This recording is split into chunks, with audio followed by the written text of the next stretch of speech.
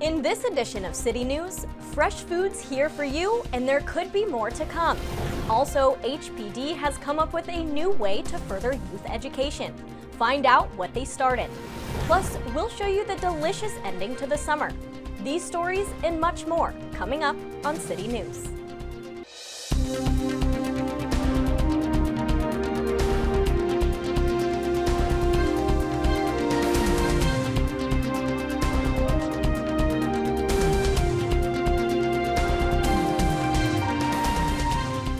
Hello and welcome to City News. I'm Kayla Moeller. A new way to get your fresh food has come to the city of Hawthorne, and HCTV's Lauren McKay explains how the city's farmers market is looking to expand. 4 markets in, and the city is already seeing growth. We have to build the reputation that Hawthorne is here. We have a new people, new residents. The farmers market started as a passion project for Councilman Montero, and he's starting to see it blossom. We've been dying to have a farmers market in Hawthorne for a couple of years. We want people to come and enjoying fresh fruits and products. Posting up in the parking lot at the Hawthorne Betty Ainsworth Sports Center every second and fourth Saturday of the month. We're trying to build it up slowly. Baby steps, which have helped it expand thus far, but the vision is much bigger. We're trying to reach out to some other vendors. We're trying to reach out to vendors that are in Torrance, the vendors that are in El Segundo. And vendors like Jorge Teechea. We try to keep, new items, new products, from the market. He has sold in almost every Hawthorne farmers market so far and says he loves it and hopes to see others like him join in. You love your job, you do things right, you make you happy. Yeah, and then you make you happy yourself, you make you happy other people too. In the coming weeks or months, the hope is that this entire parking lot will be filled with music, games, food, and so much more. We could really make it an event. We would like for it to be like a really big event every other Saturday. The next market will be held Saturday, September 11th from 10 a.m. until 3 p.m. For HCTV, I'm Lauren McKay. For more information about the farmers market, you can head to the website at www.hawthornefarmersmarket.org. Hard work can certainly pay off. 18-year-old Jeremy Pena is seeing that firsthand. 2 fallen heroes' names won't be forgotten with this newly implemented tradition. We wanted to find a way to honor our fallen heroes, Officer Andrew Garton and Sergeant Luna. The scholarship program came up as something that we could carry on every year in their name so their legacy could live on.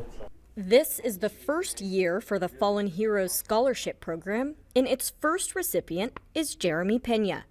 These are 2 officers that we've heard countless stories about in this program. I've never had the opportunity to meet them, unfortunately, but I heard that they were great people. Pena is a member of the Hawthorne Police Explorers Program, which simulates a police academy for teens. This program will really focus on teaching individuals responsibility and discipline for the most part. It's kind of the core aspects of the program. In order to be eligible for the Fallen Heroes Scholarship, applicants must have participated in either the Police Explorers Program or the Power Project, which is another community PD program. The recipient was chosen by Scholarship America to eliminate any bias. I was blown away, really. Coming from a family where our income isn't particularly high or average, it's really it's a blessing to us. The scholarship he received is $5,000, which will go towards his education at Humboldt State University. Jeremy is the most reliable, the most humble explorer I have come across in the 5 years that I've been in charge of the Explorer program. I've essentially been nonstop dedicating 110% to this program. He's been a part of the Police Explorers program since summer of 2018, and he's overcome adversities like several chest surgeries. The first thing I did jump back into after I did surgeries was this program.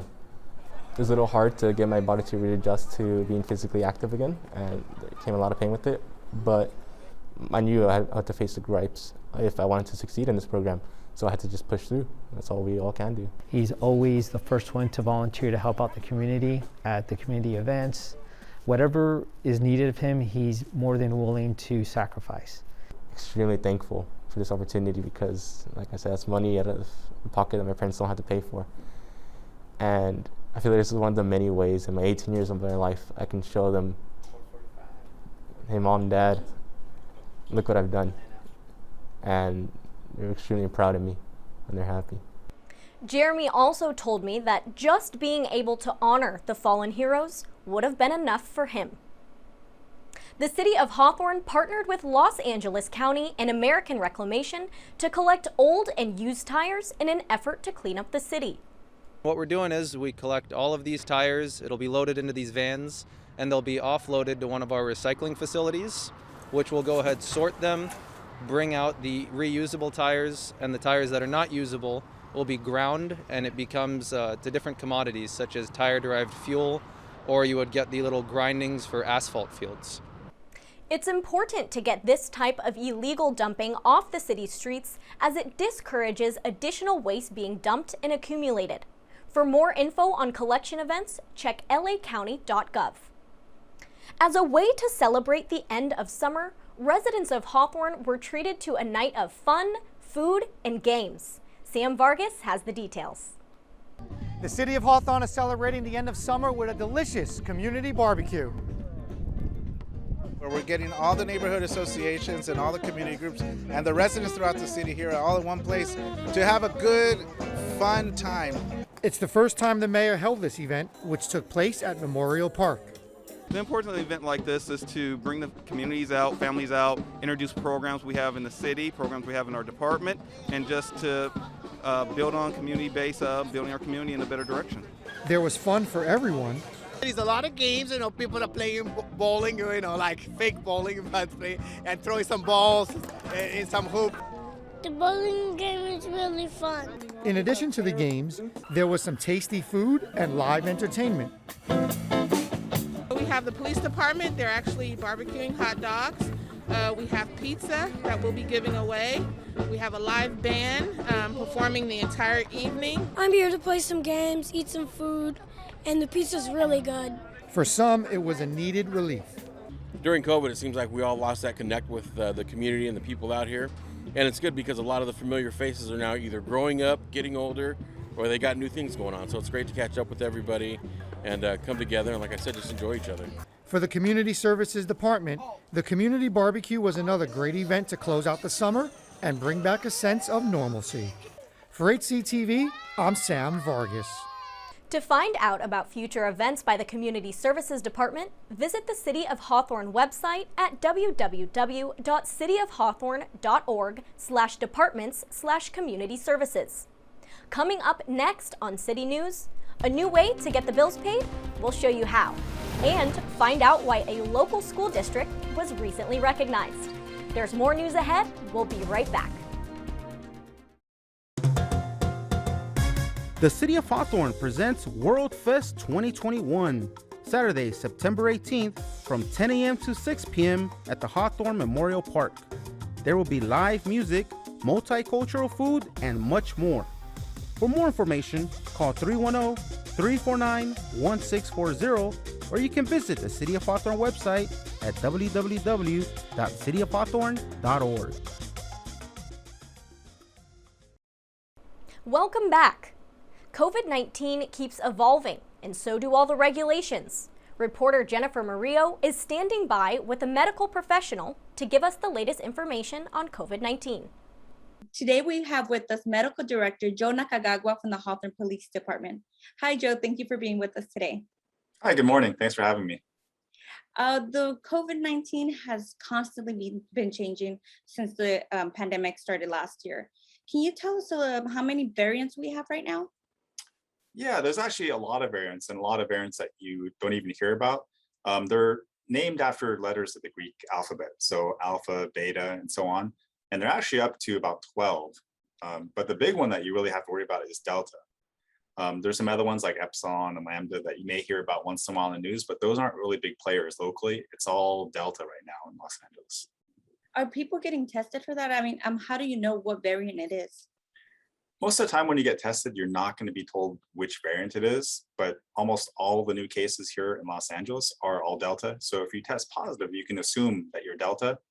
Now, a lot of people who test positive after they've had the vaccine or they've had COVID before, they'll actually send those samples to the CDC where they can actually sequence the genome and determine which variant it is. But most of the time when you just go to a local clinic, you're not going to know, but you'll probably have Delta if that's positive. And we're talking about Delta. Why should we be looking out for Delta? What makes it so dangerous and contagious? So it's really a double whammy because it is both more contagious and more deadly. So there's been mutations to the proteins in the Delta variant, which make it much more effective in getting into human cells. And once it's inside, it actually replicates much faster and your numbers of the virus in your body are much higher. And it also makes you more susceptible to releasing more virus after you get it. So it's much more contagious and more deadly.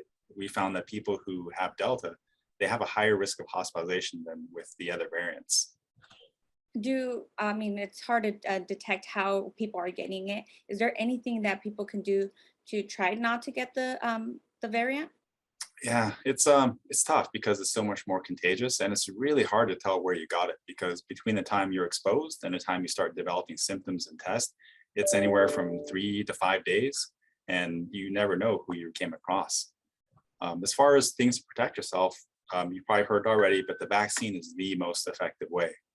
Now, the vaccine was developed for the initial strain of the coronavirus, but it's still actually pretty effective for Delta as well. So in LA County, if you've had the vaccine, you're much, much less likely to actually contract coronavirus. And if you do get it, you're almost never going to go to the hospital because your symptoms are so mild.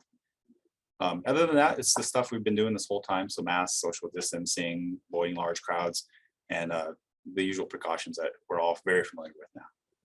Awesome. Is there any other recommendations that you have for our community that they can do to continue to protect themselves?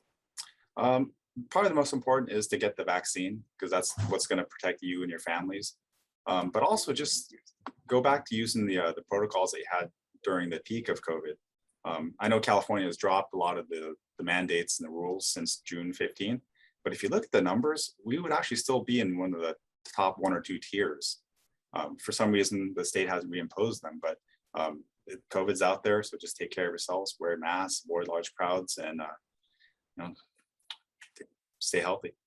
Any tips for the children? I know all the kids are going back to school or have gone back to school now. Ooh, that's a whole nother can of worms.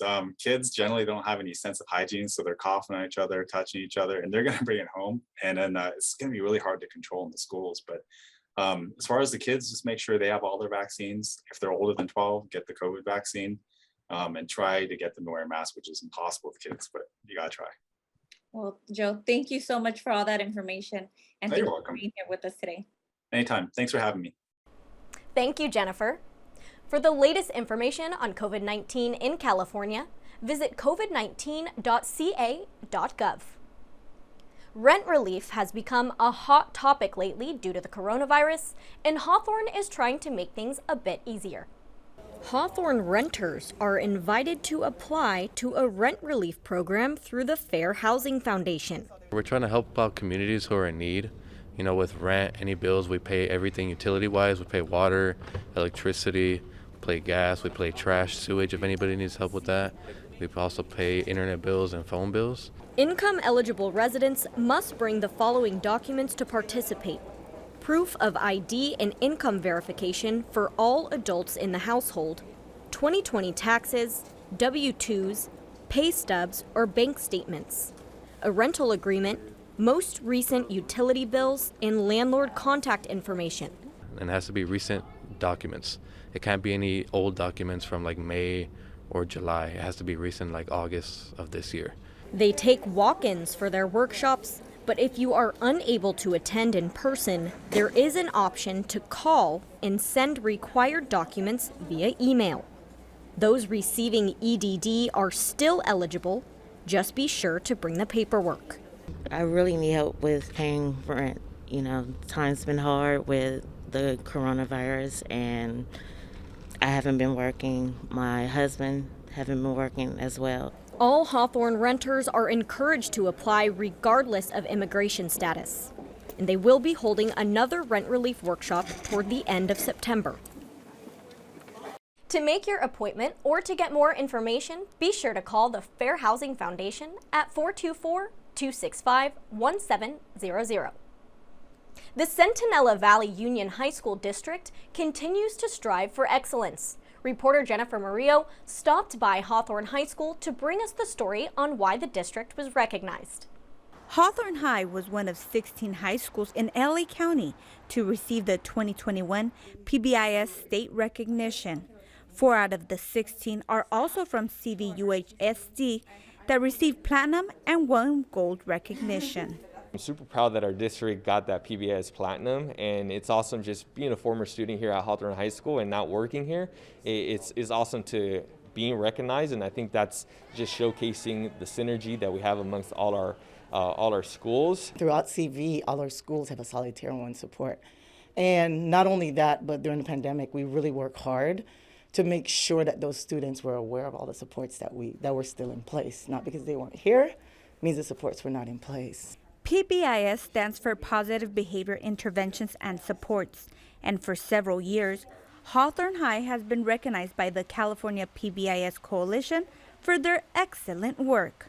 Just by putting different systems in place and rewarding those little growth that the students make, they know that we are there, the supports are there to help them to make that change. We've seen a real turnaround, decrease in suspension, just behavioral and attitude change. It gave me support because I knew like it was always there when I didn't feel like doing something. It was just something like I looked forward to, and it made me work harder. The students are encouraged to model Hawthorne's LEAP's expectations, and by doing so, they earn points that turn into prizes. We expect every student to show leadership, have empathy, achieve, prepare, and at this time just practice safety. And we also encourage students to come to class daily. So that's also one of our expectations that's in our point system. They make you strive to like be better. So if you get a C or better, you get 100 PBIS points, which can get you a lot in the PBIS store, like Amazon gift cards, t-shirts, lanyards, mugs, and stuff like that. Students at Hawthorne High say they are grateful for the supportive staff that are helping them succeed. You guys are doing an amazing job. Don't stop. Continue. They're really helpful. They're encouraging. They're supportive. They work hard, and us students work hard too because we're trying to strive to be better. PBIS staff say they are proud for the state recognition, and their goal is to continue to help students continue to do great in school and model positive behavior. For HCTV, I'm Jennifer Murillo. For more information on the district, visit their website at www.centinela.k12.ca.us. It's a popular event, and Tony Long Jr. was there. Local citizens rode through the parking lot of the Betty Ainsworth Sports Center to drop off their hazardous waste. We run household hazardous waste events throughout LA County on a weekly basis, someplace within the county. And this is our rotation into Hawthorne today. It allows all the residents to dispose of all their hazardous waste material in a safety manner, whereas we don't want them to leave them like curbside. There was a variety of different waste that the community dropped off. Our biggest products that we collect are the electronics and the e-waste, and then the paints. But we also collect pesticides, household chemicals, pool chemicals, and things like that. Despite being able to bring a wide range of products, there were still certain requirements and limitations as far as what type of waste to bring. We do not accept biological wastes outside of sharps, which are the needles, syringes, and types of lancets. We do accept those, but other biological wastes we do not accept. We do not accept radioactive wastes. Selena Acuna, engineering assistant for the city of Hawthorne, says there are plans for another hazardous waste collection event to take place early next year. For HCTV, I'm Tony Long Jr. For more information on upcoming hazardous waste events, visit the Los Angeles County Sanitation District website at www.lacsd.org. Coming up next on City News, we'll show you what has residents of Hawthorne flipping out.